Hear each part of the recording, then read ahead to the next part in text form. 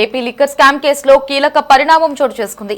ఈ కేసులో A7 గా ఉన్న ముప్పిడి అవినాష్ రెడ్డి సిట్ అధికారుల ఎదుట లొంగిపోయారు. సుప్రీంకోర్టులో దాఖలు చేసిన ముందస్తు బెయిల్ పిటిషన్ రిజెక్ట్ అవడంతో విజయవాడలో ఉన్న సిట్ కార్యాలయానికి తన లాయర్ తో కలిసి వెళ్లి అధికారుల ఎదుట సరెండర్ అయినట్లు తెలుస్తోంది.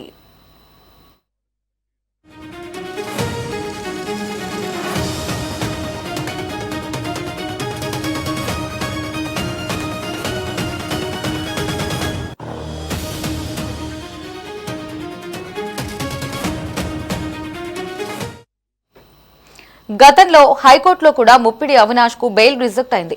జనవరి 29న ఏపీ హైకోర్టు ఇచ్చిన ఉత్తర్వుల్ని సవాల్ చేస్తూ సుప్రీంకోర్టులో పిటిషన్ వేయగా అక్కడ కూడా ఎదురు దెబ్బ తగిలింది.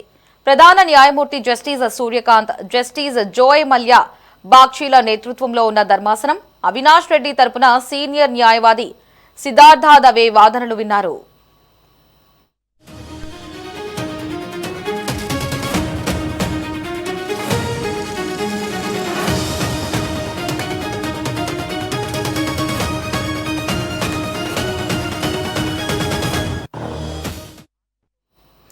చట్టాన్ని ఏమార్చేందుకు ప్రయత్నించే ఇలాంటి వారికి ముందస్తు బెయిల్ ఇచ్చి ఎందుకు రక్షణ ఇవ్వాలని అభిప్రాయపడ్డారు. అరెస్టు నుంచి మధ్యంతర రక్షణ ఇచ్చేందుకు సీజీఐ నిరాకరించింది. ఫిబ్రవరి 26న అవినాష్ శ్రీలంక నుంచి వచ్చేందుకు సిద్ధంగా ఉన్నారని, ఎల్ఓసీని ఆపాలని న్యాయవాది కోరగా దానికి కూడా నిరాకరించారు.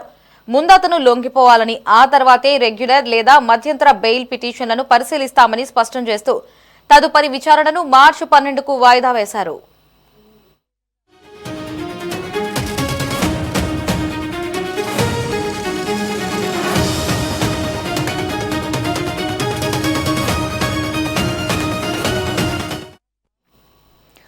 లిక్కర్ స్కామ్ కేసు నమోదైన తర్వాత ముప్పిడి అవినాష్ రెడ్డి సోదరుడు అరెస్ట్ అయ్యాక అతన్ని కూడా నిందితుడిగా చేరుస్తారని భయపడి విదేశాలకు పారిపోయాడు.